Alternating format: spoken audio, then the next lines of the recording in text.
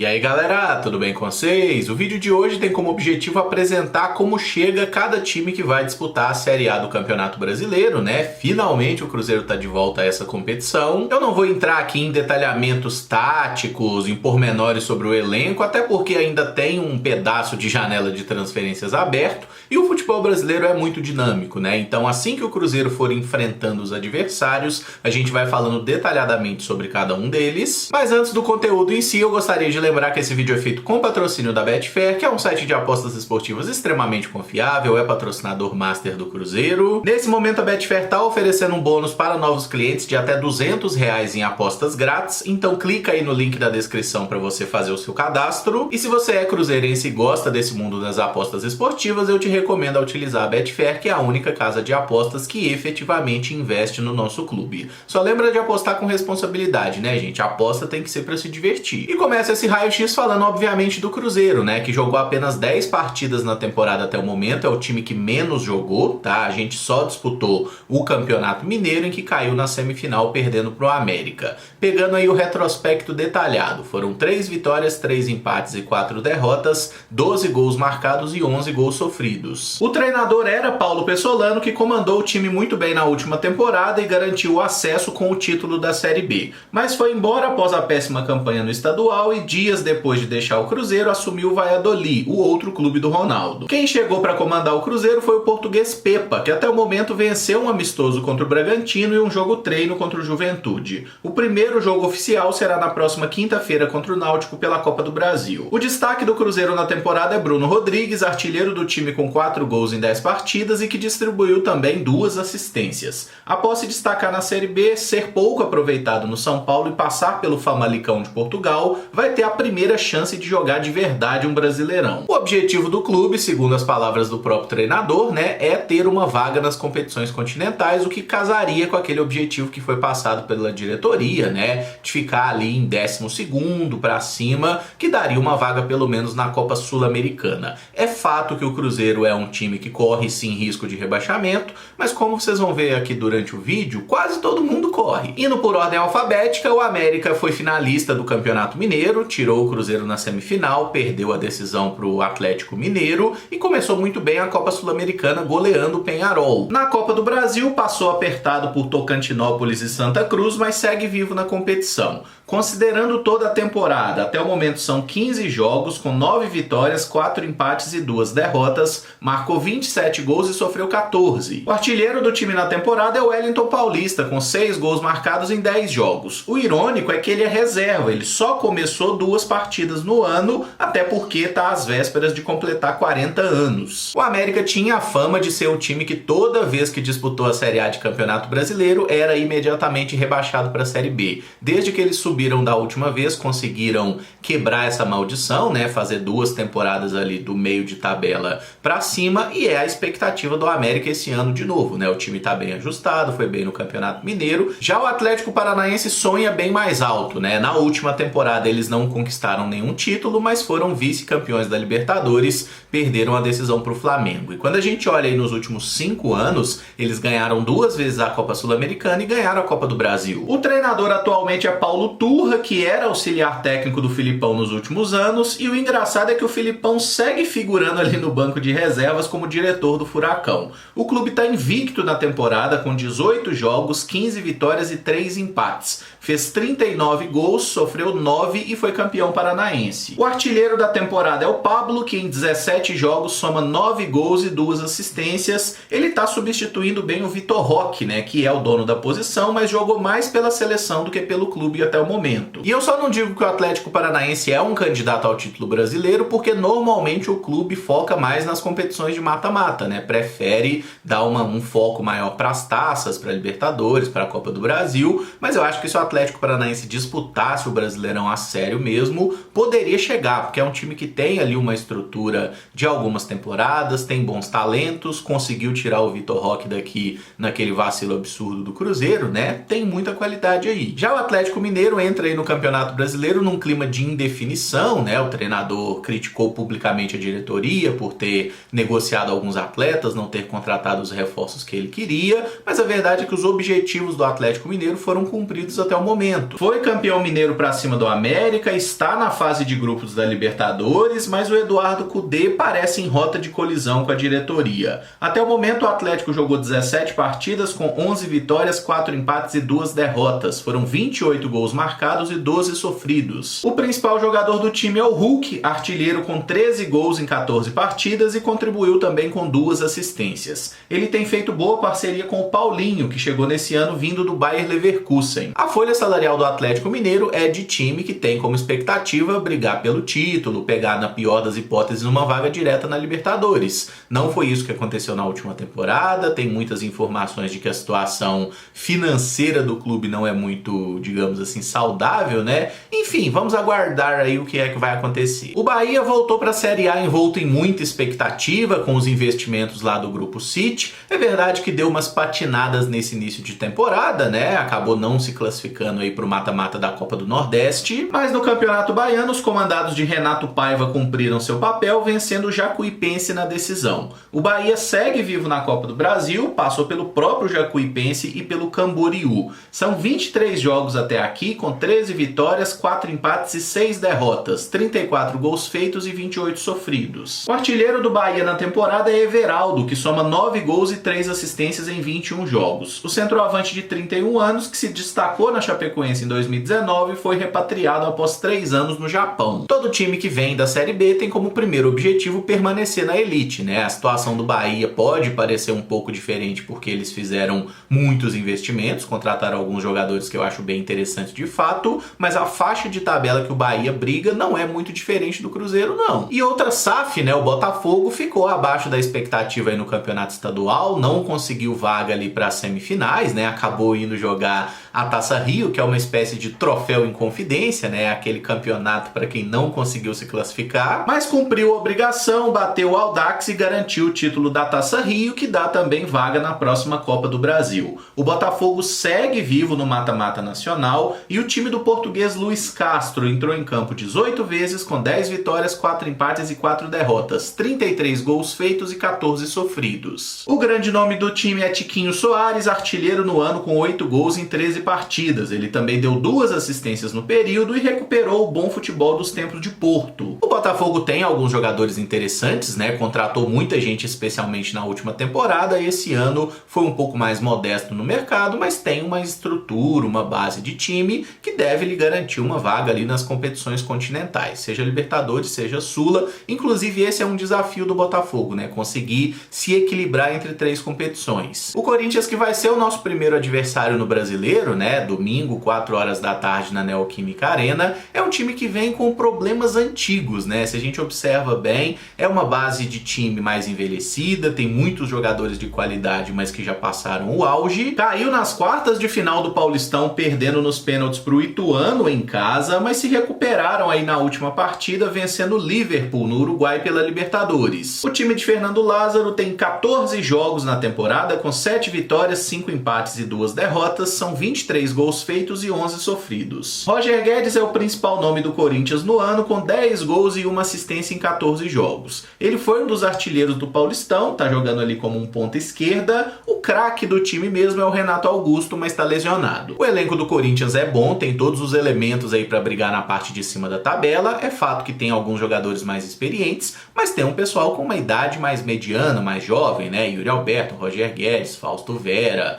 Bruno Mendes, enfim, tem bons jogadores. O Corinthians é muito favorito para esse jogo contra o Cruzeiro. Já o Coritiba é um time que se movimentou bastante no mercado, até conseguiu trazer alguns jogadores interessantes, mas decepcionou no Campeonato Paranaense, né? Acabou sendo eliminado frente ao Cascavel, sofreu na Copa do Brasil, mas conseguiu passar pelo Criciúma nos pênaltis, e o técnico é o português Antônio Oliveira, que já passou pelo Furacão e pelo Cuiabá. Na temporada são 13 partidas, com 7 vitórias, 4 empates e 2 derrotas, marcando 16 gols e sofrendo 9. O artilheiro do time é Aleph Manga, que marcou 6 gols e deu 2 assistências em 13 jogos no ano. Ele que já vinha de um bom brasileiro pelo Coritiba no ano passado e foi adquirido em definitivo. O Coritiba é outro time que eu acho que está numa briga muito parecida com a nossa, trouxe alguns jogadores que eu acho de boa qualidade, tipo o Kusevich, zagueiro, tem um menino muito bom, o Caio César, promessa aí, um ponto. ponta, muito habilidoso. Curitiba tá mais ou menos nessa briga aí com a gente, tá? E eles têm lá o glorioso William Potker, né? Com um total de 0 gols na temporada até aqui. Espero que ele não resolva marcar justamente contra o Cruzeiro. O Cuiabá é uma grande incógnita porque é um time que disputa um campeonato estadual muito pouco competitivo, né? O campeonato mato-grossense, que eles ganharam mais uma vez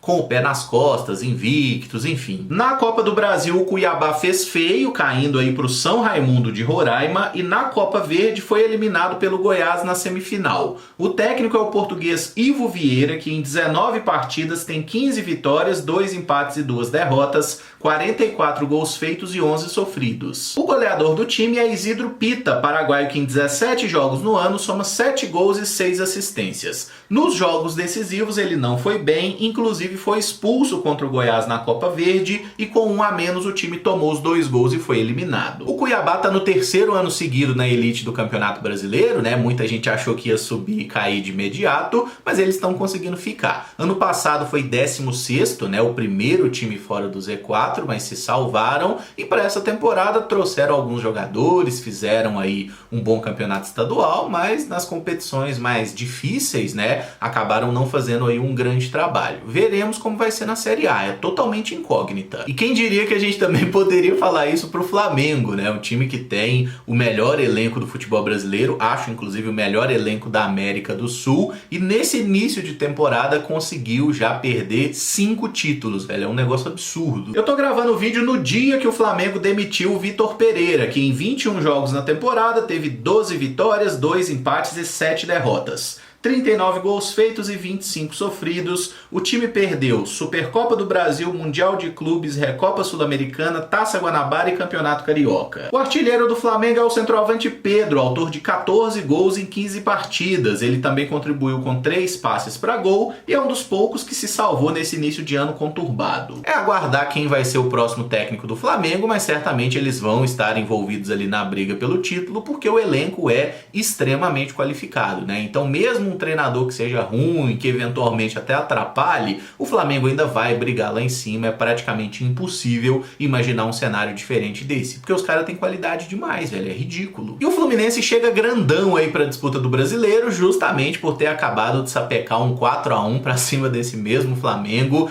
tendo perdido o jogo de ida por 2-0, né? O Fluminense realmente fez algo notável, campeão estadual, os caras tão rindo à toa. O técnico Fernando Diniz finalmente conquistou aí os primeiros títulos da carreira e vem sendo até cogitado na seleção. Em 16 jogos na temporada são 11 vitórias, 1 empate e 4 derrotas, 35 gols marcados e 10 sofridos. Germancano é o artilheiro do time com 18 gols em 14 jogos. Eu não falei trocado, tá? O homem realmente está iluminado, tem mais gol do que jogo. Na última temporada ele já tinha marcado 44 gols. O Fluminense é o melhor time do mundo nessa semana, né? A tendência é realmente que eles briguem na parte de cima da tabela, como conseguiram fazer no ano passado, até pelo trabalho do Fernando Diniz estar sendo muito bom e estar melhorando vários jogadores. E outro time que chega cheio de sonhos é o Fortaleza, né, que acabou de conquistar aí o pentacampeonato cearense nesse final de semana, estava perdendo por 2-0 para o Ceará, conseguiu buscar um empate por 2-2, foi campeão estadual mais uma vez. Juan Pablo Vojvoda permaneceu mesmo com propostas de clubes mais ricos, mas nem tudo foram flores nesse início de temporada, com as eliminações na pré-Libertadores e na Copa do Nordeste. São 24 jogos em 2023, 15 vitórias, 3 empates e 6 derrotas, 51 gols feitos e 19 sofridos. O artilheiro do time é Juan Martín Luchero, atacante argentino de 31 anos, que em 19 partidas marcou 12 gols e deu 5 assistências. Ele que já vinha de temporadas goleadoras em Vélez Sarsfield e Colo-Colo e está formando uma ótima dupla com o Thiago Galhardo. Eu acho esse time do Fortaleza muito legal. Na temporada passada eles se embananaram um pouco nessa questão de disputar 3 competições ao mesmo tempo. Se tiverem aprendido com os erros da última temporada, eu acho que o Fortaleza esse ano vai fazer um bom campeonato brasileiro, não vai brigar lá embaixo como aconteceu durante todo o primeiro turno, né? Depois eles se recuperaram, chegaram até a pegar pré pré-Libertadores. Já o Goiás é um clube muito peculiar, né? Porque ano passado eles disputaram a Série A, ficaram em 13º lugar e me passa uma impressão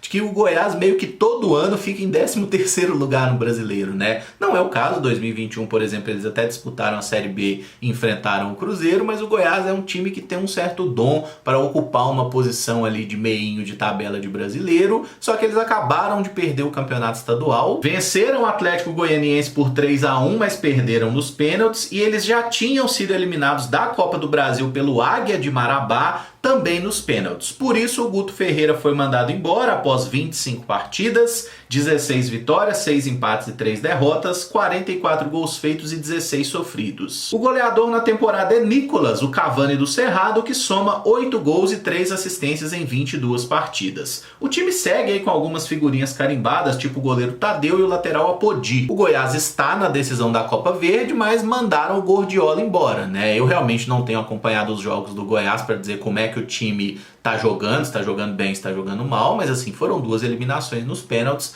a diretoria correu com o Gordiola por lá, veremos aí o que arruma no Brasileiro, mas é outro time que chega num cenário de indefinição. O Grêmio é outro que vem da Série B, mas com objetivos mais ousados, né? O time que ganhou a Recopa Gaúcha lá no primeiro jogo da temporada e conquistou no último final de semana o Campeonato Gaúcho, mas é verdade que sofreu para passar tanto pelo Ipiranga na semifinal quanto do Caxias na decisão. Renato Gaúcho mantém seu jeito falastrão, é ídolo do clube e tem bons números em 2023. São 18 jogos com 14 vitórias, 3 empates e apenas uma derrota. 36 gols marcados e 10 sofridos e passaram aí sem sustos por Campinense e Ferroviário na Copa do Brasil. O craque artilheiro do time é Luis Soares, que em 15 jogos soma 11 gols e 4 assistências. O veterano de 36 anos promete brilhar no Brasileirão depois de uns 15 anos metendo gol na Europa. O Grêmio tem uma rapaziada boa de bola, acho que especialmente no meio campo ali, o Carbajo, o Cristaldo foram boas contratações, o Bitelo já fez boa Série B, também foi muito bem aí no Campeonato Gaúcho. A defesa do Grêmio, sei lá, eu tenho um pouquinho de dúvida, mas enfim, isso aí não é problema nosso, né? É um time que vem aí com grandes aspirações, veremos se conseguem de fato brigar na parte alta ou se vão ficar naquela mesma faixa do Cruzeiro, né? Pode pegar uma Sul-Americana, mas se não abrir o zoião pode cair também. Já o rival Internacional chega para o Campeonato Brasileiro com alguma instabilidade, né? Isso porque acabaram sendo eliminados na semifinal do Gauchão nos pênaltis por o Caxias e na estreia da Libertadores empataram fora de casa com o Independiente Medellín, mas foi sofrido. Mano Menezes, que comandou o time no bom brasileiro do último ano, soma em 2023 14 jogos com 6 vitórias, 7 empates e 1 derrota, 25 gols marcados e 11 sofridos. O problema é que a única derrota foi justamente no Grenal. O artilheiro colorado no ano é Pedro Henrique, atacante de beirada, que tem 32 anos e soma aí 8 gols e 1 assistência em 13 partidas. Ele já estava no clube na última temporada e vale a pena a gente citar o Alan Patrick e o Maurício, que também tem aparecido bem. O Inter surpreendeu todo mundo aí no Brasileiro do ano passado, não por ter feito uma boa campanha, mas por ter jogado um bom futebol com o Mano Menezes, né, que não é um treinador muito adepto aí de um futebol interessante. Essa temporada o Mano já tá mais mano, né? Muitos empates, inclusive. Foi mal no Campeonato Gaúcho, acabou perdendo o Grenal e logo depois caindo para o Caxias, mas é um time que tem um elenco legal, eu acho que dá para tirar boa coisa daí. O atual campeão Palmeiras vem para disputar o título mais uma vez e tentar manter essa cultura vitoriosa dos últimos anos, né? No início da temporada eles ganharam a Supercopa do Brasil, também venceram aí no último final de semana o Campeonato Paulista depois de golear o Água Santa. Abel Ferreira tá na sua 4ª temporada no clube e cada vez mais com a chave do vestiário. São 18 jogos na temporada com 12 vitórias, 4 empates e 2 derrotas, uma delas na estreia da Libertadores com o time reserva. Marcou 30 gols e sofreu 13. O artilheiro alviverde é Rony, que marcou 6 gols e serviu 3 assistências em 15 partidas. Mas é um time muito coletivo que distribui bastante os gols, né? Com Rafael Veiga, Endrick, Gabriel Menino, zagueiros. E eu fiquei muito surpreso ao ver que o Dudu, né, atacante que começou aqui no Cruzeiro, ainda não fez gol nessa temporada. Ele tem 15 partidas e ainda não fez nenhum gol. Espero que não invente de fazer justamente contra nós. Palmeiras é candidato a tudo, gente. É brasileiro, Copa do Brasil, Libertadores, onde tiver é candidato a título. Já o Red Bull Bragantino teve um início de temporada irregular, né? Eles começaram muito bem o Paulistão, bateram o São Paulo, bateram o Corinthians, mas aí chegou na hora H, velho, o Bragantino tava com o jogo na mão ali para se classificar contra o Água Santa, o goleiro entregou a rapadura, tomaram empate, perderam nos pênaltis. Na Copa do Brasil foram eliminados perdendo bem perdido por 3-1 para o Ipiranga lá no Sul. Eles golearam fora de casa na estreia da Sul-Americana e o técnico Pedro Caixinha segue aí prestigiado. São 17 jogos, 8 vitórias, 4 empates e 5 derrotas. 24 gols feitos e 16 sofridos. O artilheiro do time é o Alejandro, que em 16 jogos marcou 7 gols e deu 3 assistências na temporada. O Arthur foi negociado com o Palmeiras, mas o jovem Bruninho é o principal destaque com 4 gols e 2 assistências. E nesses números eu não considero o amistoso contra o Cruzeiro, né? Porque a gente só observa aí jogos oficiais e o Bruninho jogou muita bola naquele amistoso contra o Cruzeiro, que a gente acabou virando no segundo tempo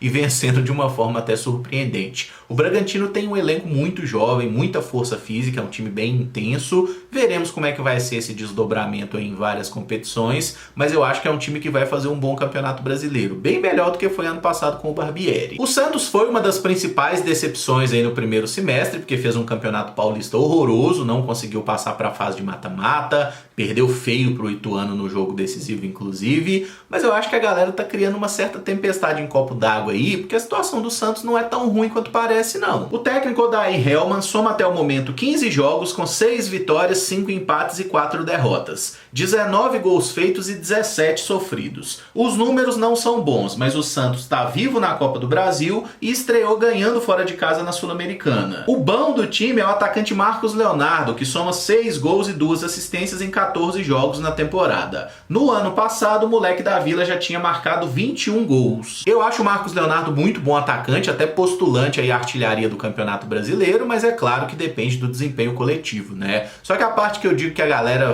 o Santos vai cair e tudo mais, tem um elenco bom, acho que o Santos tem um goleiro muito bom, o João Paulo, tem alguns bons zagueiros, o Soteldo tá para voltar de lesão, tem o Marcos Leonardo, tem o Sandri, o próprio Lucas Lima tem alguns brilharecos lá que parece voltar a ser um jogador profissional. E, o Santos nessa porcaria não, viu gente? O São Paulo também decepcionou no Campeonato Paulista, mas por um motivo diferente, né? Porque ano passado a final tinha sido Palmeiras e São Paulo, nesse ano o Santos não passou, o Corinthians caiu pro Ituano e todo mundo falou, pô, vai ser São Paulo e Palmeiras na final de novo. Aí o São Paulo foi lá e caiu pro glorioso Água Santa nos pênaltis. Rogério Ceni segue no comando do time do Morumbi e em 2023 tem 14 jogos com 8 vitórias, 3 empates e 3 derrotas. Marcou 25 gols, sofreu 10. Ele começou bem a Sul-Americana vencendo fora de casa, mas tem perdido muitos jogadores por lesão. O artilheiro do time é o Juliano Galopo, que marcou 8 gols, mas rompeu o ligamento do joelho e vai ficar de fora por alguns meses. O Pedrinho, que fez 3 gols, está afastado por uma acusação de violência doméstica. O Caleri é outro que está voltando aí de lesão no tornozelo. O Luciano ainda não se firmou nessa temporada, agora eles contrataram lá o Erisson também. Eu acho que o São Paulo tem bons jogadores, tem um bom elenco, deve ficar aí do meio para cima de tabela, né? Mas eu acho que a torcida do São Paulo tá querendo um pouco mais, né? Os caras querem voltar a gritar campeão, porque de fato há muitos anos que tem sido um pouco frustrante. E o Vasco de volta à Série A, investimento, SAF, deu bons indícios ali nos primeiros jogos do Carioca, chegou a ganhar do próprio Flamengo, né? Mas aí na semifinal do Campeonato Estadual perdeu as 2 partidas pro Flamengo. Pior que isso foi ter sido eliminado da Copa do Brasil pelo ABC após empatar por 0-0 e perder nos pênaltis em São Januário. O técnico é Maurício Barbieri, que até o momento tem 15 partidas com 8 vitórias, 3 empates e 4 derrotas, fez 27 gols e sofreu 12. O artilheiro cruzmaltino é Pedro Raul, que fez 7 gols e deu 3 assistências em 13 partidas, mas andou perdendo uns pênaltis aí que deixaram a torcida injuriada. Ele foi um dos principais investimentos após se destacar do Goiás na última temporada. E o Vasco precisava mesmo passar por uma reformulação importante, porque o time subiu ano passado, mas só Deus sabe como, né? Chegaram até na última rodada correndo risco naquela partida contra o Ituano, por isso mesmo fizeram muito investimento, contrataram muita gente, mas eu vejo o Vasco numa situação muito parecida com a de Cruzeiro, com a dos outros times que subiram e com a de boa parte dos times aí do Campeonato Brasileiro, tá? É aquele time que você olha e fala assim, pode pegar um meio de tabela? Pode ir para uma Sul-Americana, pode até ir para Libertadores, mas também pode ser rebaixado. E eu tô falando sobre isso porque vale para quase todos os times do campeonato. Tem tudo para ser um campeonato brasileiro muito complicado e muito imprevisível, né? Porque olhando aí os 20 times, você tem ali Palmeiras e Flamengo que se destacam pela questão econômica, por ter uma organização um pouco maior, pelo menos extra-campo, né? O Flamengo troca de técnico toda hora, mas tem uma estrutura de elenco bem montada. O Palmeiras está com um trabalho longevo, o Abel Ferreira já mostrou que é um treinador, ganhou quase tudo que é possível ganhar, só falta o Mundial, que na minha opinião nem é tão importante assim. E acho que depois do rebaixamento do Cruzeiro de 2019 e do Grêmio de 2021, acho que ficaram duas lições muito claras. Os clubes brasileiros, eles são muito mais frágeis do que parece, né? Então, uma coisinha que dá errado durante o Campeonato Brasileiro pode ferrar o trem todo e qualquer um pode ser rebaixado, velho. Isso é impressionante. O Cruzeiro tem toda a questão policial, dos problemas financeiros. O Grêmio não tinha. O Grêmio tinha salário em dia, tinha uma organização, não tinha elenco para cair e caiu. E outra lição muito importante é que campeonato estadual não dita absolutamente porcaria nenhuma, né? Usando os mesmos exemplos.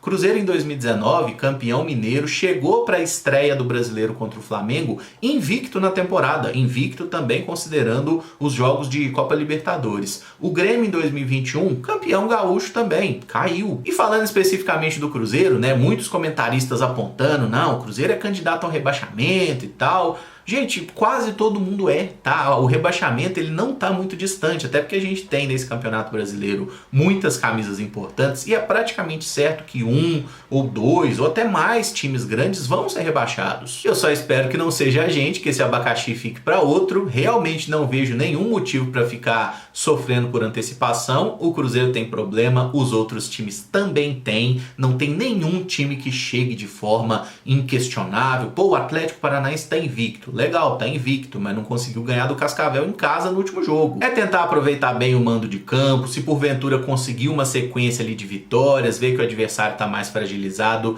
tentar aproveitar esses momentos na competição, porque é um campeonato muito difícil e quem cochilar, o cachimbo vai cair, vai brigar lá embaixo mesmo, tá? Se o Cruzeiro consegue emplacar bem ali vitórias na parte inicial, provavelmente isso gera aí digamos assim, um movimento positivo, né? Uma vibe boa para a torcida comparecer e empurrar o time. Por isso que é vital a gente começar ganhando e os adversários são muito complicados. Corinthians fora, Grêmio em casa, vai ser pedreira. Como eu mostrei pelos números aqui, o Cruzeiro é o time que menos jogou na temporada, né? Falando em números absolutos mesmo, nós fizemos pouquíssimas partidas, até por isso não vai ter muita desculpa, muita conversa fiada do elenco estar cansado, porque não tem ninguém cansado, é a gente que tá cansado de não ver o Cruzeiro na Série A de Campeonato Brasileiro, coisa que finalmente vai acontecer. Então vamos tranquilo, viu galera? Não é difícil só pra gente, o campeonato é complicado e sim, vaguinha na Sul-Americana esse ano vale como título pro Cruzeiro, a gente tem que entender a história do clube, mas também considerar o momento. Não adianta exigir do Cruzeiro brigar lá em cima, porque não tem como. Eu vou encerrar o vídeo por aqui, se você gostou eu peço que deixe o like, se inscreva no canal caso ainda não seja inscrito e pra esquentar um pouquinho o debate, deixa aí nos comentários o seu G4 e o seu Z4, né? Quem que você acha que vai ser o campeão, quem vai direto para Libertadores e a rapaziada que vai visitar a Série B em 2024. E você não vai deixar os seus palpites no vídeo? Não, até porque eu já dou palpite em todo jogo, eu erro palpite direto, então eu já errei palpite suficiente. Deixem vocês aí nos comentários pra gente ver quais são as percepções gerais. Muito obrigado por acompanhar, um abraço e até o próximo vídeo. Valeu!